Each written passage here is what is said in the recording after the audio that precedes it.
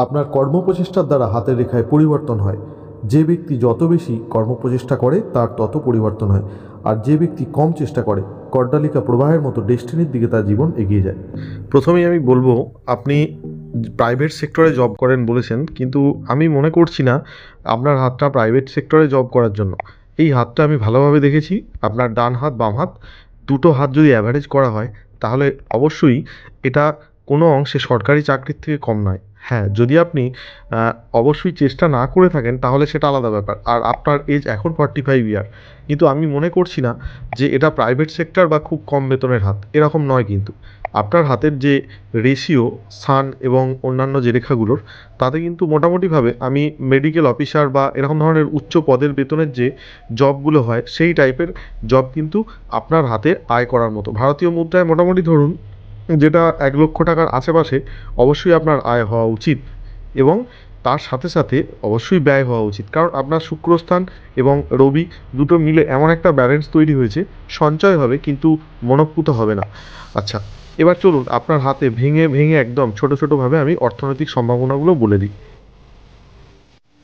প্রথম কথা হলো আপনার রবি, যেটা কিনা অত্যন্ত সুন্দরভাবে আপনার লাইফে ফোকাস করেছে।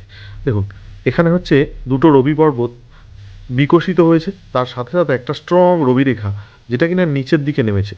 এবং আমি দেখতে পাচ্ছি খুব কম বয়স থেকেই আপনার কিন্তু সুনাম, অর্থ এইসব কিন্তু আসতে শুরু করেছে।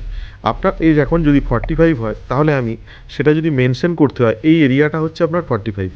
এর আগে যা ঘটনা হয়েছে সেগুলো আমি কথা না বাড়িয়ে এর পরের ঘটনাগুলোর কথা বলতে শুরু করি। ওকে, তো আমি মনে করি মঙ্গল স্থান থেকে একটি রেখা যেটি কিনা রবির দিকে গেছে, যা আপনার একটি উৎস, অর্থের উৎস এবং সম্মানের উৎসকে বোঝাচ্ছে। এছাড়া আপনার রাজনৈতিক প্রভাব থেকে শুরু করে যে কোনো প্রভাবশালী মানুষদের সাথে মেলামেশা ইত্যাদিকে বোঝাচ্ছে। এর সাথে সাথে আপনার রবি রেখার মাঝে কয়েকটি কিন্তু এরকম ধরনের আড়ি রেখা আছে, যা আপনার কখনো কখনো অর্থনৈতিক ডামাডোল তৈরি করতে পারে। অর্থ সঞ্চয় করলেও ভুল জায়গায় অর্থ কিন্তু সঞ্চয় করবেন না, মাথায় রাখবেন ভালোভাবে। ওকে, নেক্সট, আপনার স্যাটার্ন মাউন্ট কিন্তু যথেষ্ট ভালো। এর সাথে সাথে যদি সম্ভাবনা আছে এটা যদি তিল হয়, আর এটা যদি তিল হয় তাহলে কিন্তু এর মানেটা কিন্তু সম্পূর্ণ আলাদা। এবার আসছি বৃহস্পতি পর্বতে। বৃহস্পতি পর্বতে অত্যন্ত সুন্দর চতুষ্কোণ আছে, যা আপনার নিজস্ব প্রপার্টি, গাড়ি বাড়ি মিলে একটা সুন্দর জায়গায় আপনাকে নিয়ে গেছে, অবশ্যই নিয়ে যাবে এবং নিয়ে গেছে। কিন্তু সমস্যা হচ্ছে অন্য জায়গায়। সমস্যাটা হলো শুক্র পর্বতে। যেসব মানুষরা জীবনে অনেক বড় হয়, অর্থ সঞ্চয় করে বা অনেক প্রপার্টি তৈরি করে, তাদের এই ধরনের অশুভ চিহ্ন থাকাটা উচিত নয়। এটা থাকলে কি হয়, অসৎ বন্ধু বান্ধব এসে যেতে পারে লাইফে, বা কোনো নেশা আপনাকে ডিডাক্ট করতে পারে, পুরোপুরিভাবে একদম অ্যাডিকশন করে দিতে পারে। দেখুন, এই যে জালগুলো, এগুলো কিন্তু খুব একটা শুভ নয়, এটা মাথায় রাখতে হবে, অনেক সংযম আনতে হবে লাইফে। এরপর আরেকটি আপনার শুভ রেখা যেটির দিকে আমি নজর দিলাম, সেটা হলো চন্দ্রস্থান থেকে এ দেখুন সৌভাগ্য রেখা উঠেছে। আপনার আরও সৌভাগ্য রেখা আছে যেটা এখান থেকেও উঠেছে। আবার এখান থেকে কিছু কিছু রেখা বিদেশ ভ্রমণ বা বিদেশে বসবাস বা বিদেশে উন্নতিকেও বোঝাচ্ছে। সব মিলিয়ে আপনার হাতটা একটা কম্প্যাক্ট হাত, এবং ভালোভাবে বোঝা যাচ্ছে যে আপনার লাইফ শুধুমাত্র প্রাইভেট সেক্টরে থেমে থাকার নয়। বাম হাত হলো জন্মগত হাত, আর বাম হাতেও কিন্তু সেম কথা বলছে। বাম হাতে যদি আমরা দেখি যে রবি ক্ষেত্র এবং রবি ক্ষেত্রের পাশ দিয়ে যে রবি রেখা, সেটা কিন্তু অত্যন্ত সুস্পষ্টভাবে নিচের দিকে নেমেছে। আমি মনে করি এই ধরনের হাতগুলো সাধারণত ভারতীয় মুদ্রায় 1 লক্ষ টাকার আশেপাশে আয় করে, এবং ভবিষ্যতে অর্থ সঞ্চয় করে প্রচুর পরিমাণে। এখানে বুধেও কিছু সুন্দর রেখা আছে, যা ব্যবসায়িক বুদ্ধির প্রখরতাকে বোঝাচ্ছে। শুধুমাত্র শুক্রের কিছু সমস্যা, রাহুর কিছু সমস্যা হাতে আমি লক্ষ্য করেছি। এছাড়া একটি সৌভাগ্য সূচক চিহ্ন যেটি কিনা চন্দ্রস্থান থেকে উঠেছে, যা আপনার ফরেন কানেকশন বা প্রাইভেট সেক্টরে খুব নাম করাকে বোঝাচ্ছে। আমি জানি না আপনি প্রাইভেট সেক্টরের কোন স্তরে আছেন, তবে আমি মনে করি আপনার হাতটা একটু যদি প্ল্যানিং করে চলতে পারে বা চলতো, তাহলে কিন্তু খুব বড় একটা বিরাট জায়গায় যেতে পারতো। ওকে, তো এবার আর যদি স্পেসিফিক কোনো কোয়েশ্চেন আপনার থাকে, আমি সেই প্রশ্নগুলো দেখে নিচ্ছি। আপনার হাতের অর্থনৈতিক ভাগ্য অবশ্যই ভালো, কিছু সাবধানতা অবলম্বন করা প্রয়োজন আছে। হাতের দু জায়গায় তিল আছে, শুক্র স্থানে কিছু সমস্যা আছে। ধনলাভ যোগ অবশ্যই আমি দেখেছি, রবি অঞ্চলের যে পরিস্থিতি সেই অনুযায়ী আপনার হাত মোটামুটি শুভ, এবং খুব কম বয়স থেকে কিন্তু অর্থ সম্মান সব কিছু অর্জন করবে। পরের প্রশ্ন হচ্ছে হঠাৎ সম্পত্তি লাভ। হঠাৎ সম্পত্তি লাভের সম্ভাবনা আপনার আছে, 80% আছে।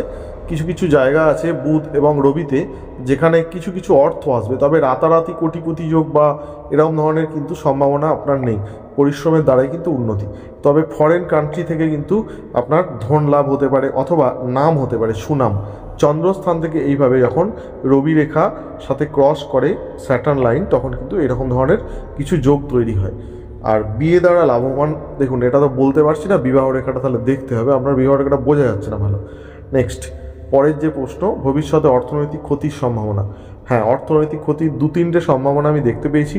স্যাটার্ন এরিয়া একটা ক্রস আছে, স্যাটার্ন এরিয়াতে তিল আছে, এবং তার সাথে সাথে আপনার 49-এর আশেপাশে কিন্তু একটা অর্থনৈতিক ঘাটতি হতে পারে। তাই আমি বলবো এগুলো একটু মানতে হবে।